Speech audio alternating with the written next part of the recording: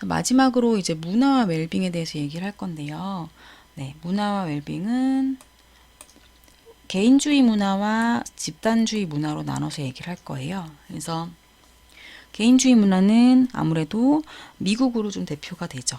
북아메리카, 미국, 캐나다, 그리고 유럽, 영국, 프랑스, 덴마크, 네덜란드 등등등 여러 나라가 있어요.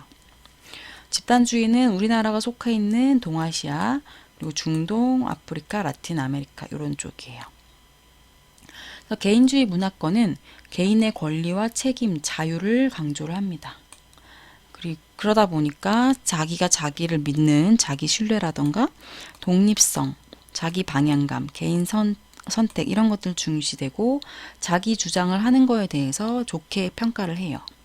근데 우리나라 같은 집단주의 문화권에서는 사회적인 책임을 중시하고 사회적인 역할을 수행하고 다른 사람이랑 협동하고 사회적으로 조화를 이루고 이런 것들을 중시를 합니다. 그래서 이 차이가 행복과도 연결이 될 수 있다는 거예요.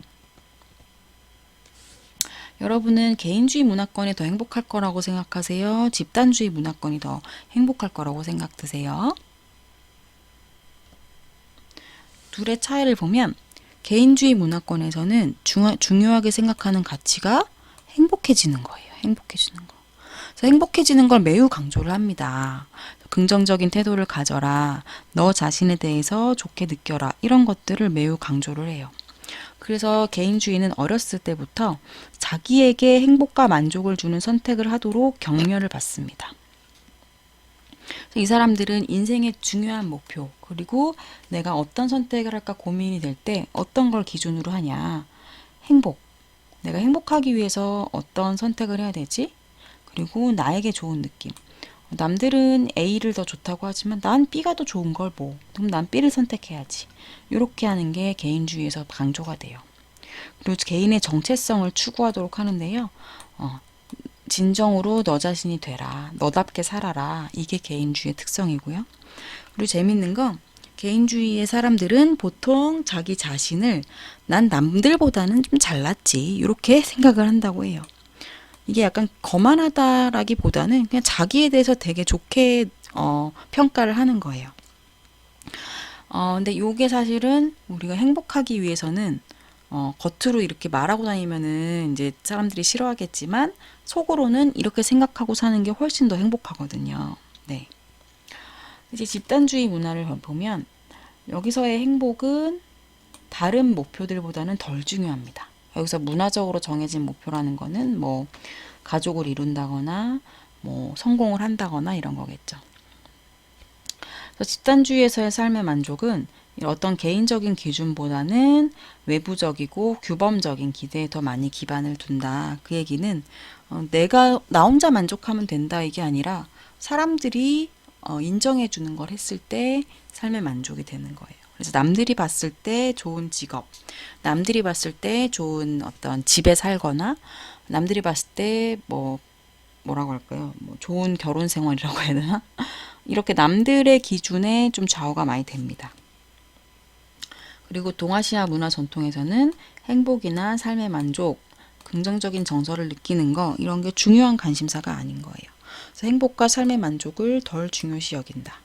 그래서 이거는 약간 집단주의에서의 강점이라고도 할 수 있는데 아무래도 그렇다 보면 개인주의는 행복을 위해서 노력하는 반면에 동시에 불행을 피하려고 되게 노력을 하는데 집단주의는 좀 다른 게 행복하거나 불행을 피하려고 항상 노력하는 게 아니라 그냥 현재 일어나는 행복한 일, 불행할 일을 그냥 받아들이는 거예요. 그리고 이 또한 지나가리라 하고서는 평정심을 유지하려고 애쓰는 게 집단주의에서는 더 강점으로 볼 수도 있습니다. 여러분들은 개인주의에 더 가까우세요? 스스로 집단주의에 더 가까우세요? 왜냐면 우리 동아시아 문화, 한국의 문화는 집단주의에 가까울 수 있는데 그것도 요즘에는 되게 많이 개인주의적으로 바뀌었고 그리고 우리가 어떤 집단주의 문화에 소속되어서 살고 있다고 해도 개개인은 또 다를 수 있거든요. 그래서 여러분은 어느 쪽에 더 가까운가 한번 살펴보시고 어느 쪽이 더 행복할까도 생각해 보시고요. 그래서 삶의 만족도를 보면 아무래도 개인주의 쪽이 이런 걸 강조하다 보니까 삶의 만족도가 좀 높은 편이고 일본, 한국은 좀 상대적으로 낮은 편으로 나왔고요. 그리고 또 재밌는 건 우리가 행복하기 위해서는 자존감이 높아야 된다고 얘기를 많이 하잖아요. 근데 이쪽, 네. 여기 어느 나라예요? 네. 캐나다 사람들의 자존감은 이 높은, 여기가 자존감이 낮은 거고 여기가 자존감이 높은 거면 이 높은 쪽에 많이 분포를 합니다. 근데 일본은 어때요? 일본은 가운데쯤에 많이 분포를 해요. 그 얘기는 캐나다 사람들은 자존감이 더 높은 쪽으로 치우쳐 있구나. 근데 자존감이 높은 쪽으로 치우쳐 있으면 어떻겠어요? 좀 행복하겠죠, 아무래도. 나는 충분히 괜찮은 사람이야. 뭐, 안 좋은 일이 생겨도 나는 뭐 괜찮아. 이렇게 되는 거니까. 그래서 이런 차이가 있다고 합니다. 저는 개인적으로는 자존감이 높은 게 더 행복에 좋으니까 개인주의적인 게 우리의 삶에서 어느 정도 필요한 게 아닐까라고 생각을 하기는 하는 입장입니다. 네. 시가 문화권의 특성을 좀 더 살펴보면 정서적인 표현성에 대해서 좀 보수적인 편이죠. 그래서 제가 여기 노홍철 아저씨를 이렇게 데리고 왔는데 처음에 이 노홍철 씨가 연애 분야에 나왔을 때는 비호감이라는 사람이 되게 많았어요. 근데 이제 이 사람 캐릭터가 구축이 되고 이 사람의 어떤 긍정 에너지가 막 얘기가 되면서는 지금은 되게 호감으로 많이 바뀌었죠. 그러니까 그만큼 우리나라 사람들도 이렇게 표현적인 거, 사실 이 사람이 뭐 나쁜 말을 하는 거 아니잖아요. 근데 긍정적인 걸 더 과하게 표현했던 것 뿐인데 지나치게 표현적인 것에 대해서 성숙하지 못하거나 우아하지 않은 것 이렇게 이제 받아들인 인식이 있고 절제와 균형을 강조를 합니다. 그리고 동아시아 문화는 조화로운 사회적 관계를 강조를 해서 다른 사람에게 맞춰주고 다른 사람을 배려하느라고 나를 좀 희생하고 이런 거를 좀 강조를 하죠.